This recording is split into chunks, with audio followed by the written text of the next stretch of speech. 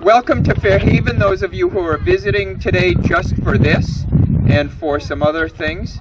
My name is Chris Richard, and I'm a member of the Fairhaven Village Militia. I'm also part of the tourism folks in town, so we both combine the Office of Tourism and the Fairhaven Village Militia to put on this encampment. We do this twice a year, and we fire these guns 3 times a year. So you're here tonight to see something that's a 3 times a year event. It's not a once-in-a-lifetime event. Maybe for some of you, but for us it's a 3 times a year event. Okay, I've got to welcome some people here tonight because we have some a couple of different kinds of special guests. We have some Spooners here today, and right over there. Hi, Mr. Spooner.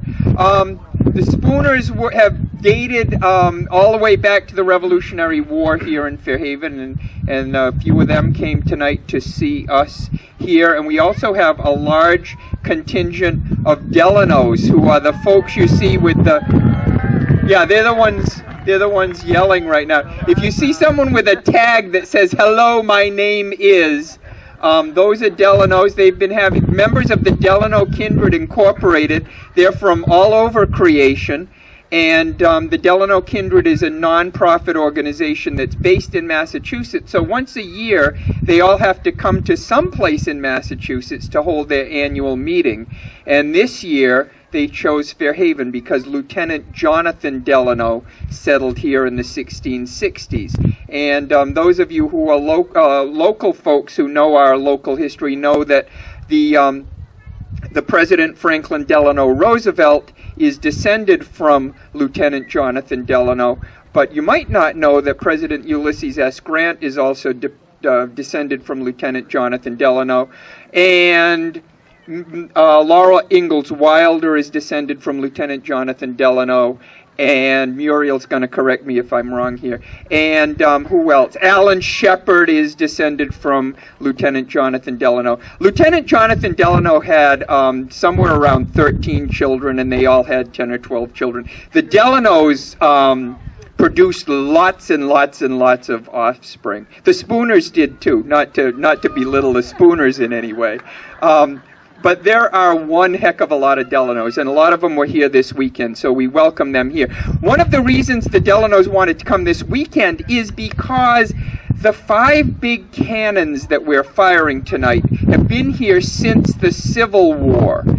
These guns out here are from the War of 1812. We've got a little cannon behind the rock that's been here since the Revolutionary War. But the 5 guns we're firing have been here since the Civil War. But after the war, the fort was decommissioned. The carriages for those cannons had got chopped up for firewood, and the barrels of the guns were lying on the ground. And around late 1990s, early 1900s, there was someone who was going to take these cannon out of here and mount them on a private estate somewhere. And Warren Delano, who is the grandfather of President Franklin Delano Roosevelt, said to the folks of Fairhaven, "I'll save those guns for you. I'll buy them and give them to the town if the Improvement Association can raise money to build new wooden carriages to mount those on." So the Improvement Association held clam bakes and dances, and Henry Huddleston Rogers chipped in a whole $50,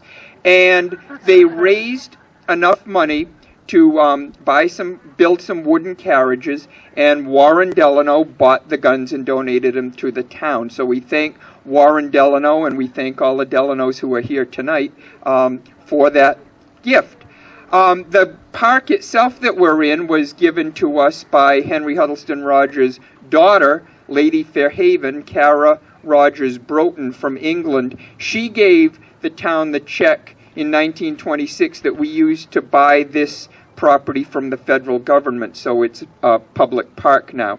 And we are members of the Fairhaven Village Militia. We've been camped here this weekend. We're going to be here until tomorrow at 3. Yes, we are sleeping here. Some of us are sleeping here overnight. I'm not one of the us, by the way, that's sleeping here overnight. But others of them are sleeping here tonight. Wayne Oliveira is our gun master guy. What are you? What's your title? Captain, yeah. He's the captain of the guns. And he's going to be calling the commands here. And so I'm ready. You think we're ready to go? Okay. All right. What they're going to do is we're going to load cannon number 1 step by step, and as Wayne calls out the commands, I will repeat them and describe to you what they are doing. Right now they're all getting in their places.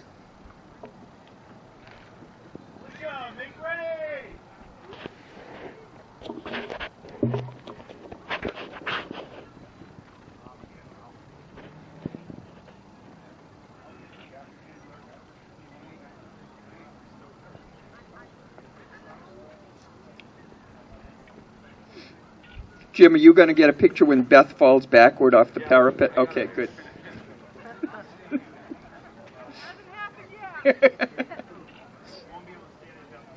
Ah! Down.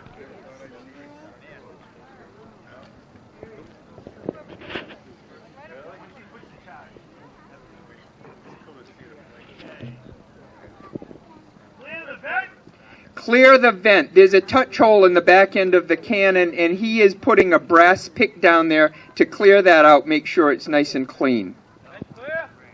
Stop the vent. Stop the vent. He's putting his thumb over that touch hole now to make sure that no stray sparks end up getting in there ahead of time. That would make a big boom much too early. Vent stop. Worm the cannon. Worming the cannon, the worm is like a steel spring on the end of that long pole, and that would be used to clean out debris. Now, on the battlefield, you'd be firing one shot after another, and what they'd be doing is they'd be cleaning out the remnants of the bag that used to hold the previous charge of gunpowder. So they clean that all out. Wet sponge. The sponge is sheepskin wrapped around the end of a pole, and the wet sponge would go down the bore to clean it out like a big giant Q-tip and to put out any last burning embers that might have been left in there from last time you fired. Since last time we fired was in July, I think they're out now, but we're just being safe. Dry sponge is you do that again with a dry sponge, and that dries out the inside of the gun. You'll notice we use the same sponge for both just now.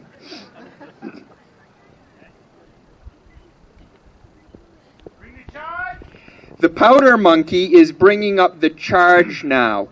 These cannon would fire a 24-pound cannonball, and they would use 10 pounds of gunpowder. We're using a gunpowder charge of 18 ounces of black powder. Load the charge. He's loading the charge in there. That would have been in a linen bag. Our charges are made now according to the safety regulations that the state dictates for us. Ram the charge. He's using the ramrod now to push that charge down to the back of the gun.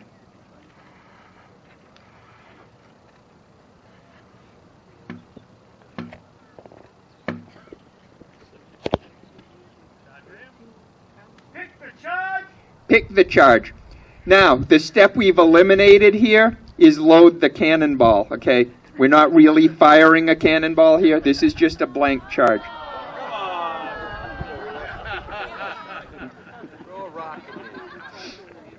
Okay, he picked the charge. That means he punched open that gunpowder charge inside, and now they're going to load in the quill.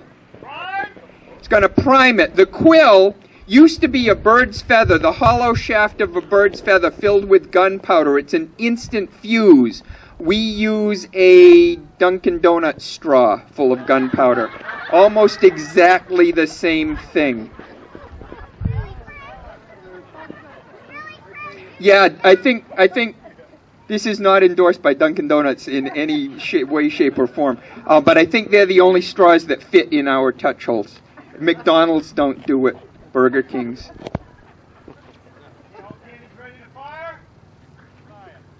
Ready to fire. Here we go. Fire one.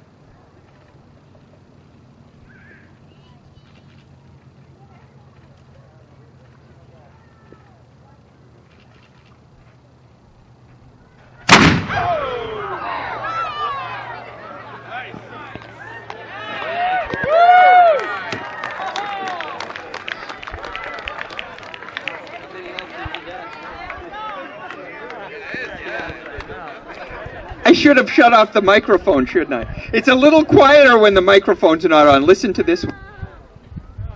Fire number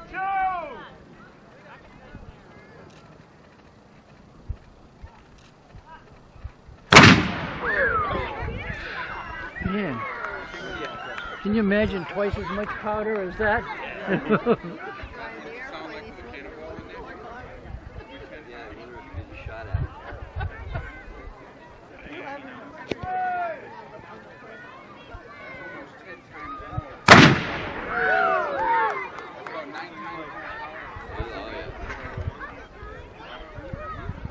This one's really cool because you're going to hear the echo off of New Bedford coming back at you.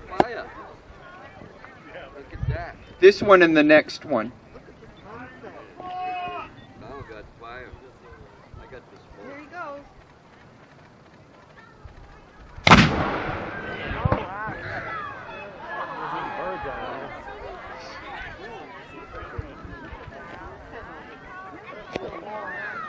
We have one more. Fire number 5.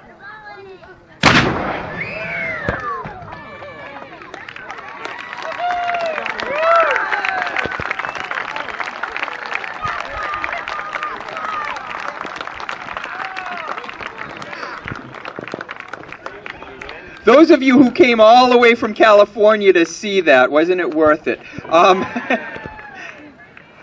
Thank you. Yeah, yay. Thank you all very much. Once again, we're the Fairhaven Village Militia. We are licensed by the Commonwealth of Massachusetts to do this. Massachusetts requires a cannon firing license, so this is all done in the approved fashion by the state of Massachusetts. And we thank you very much. We are setting up, the camp is basically closing to the public for now. Once it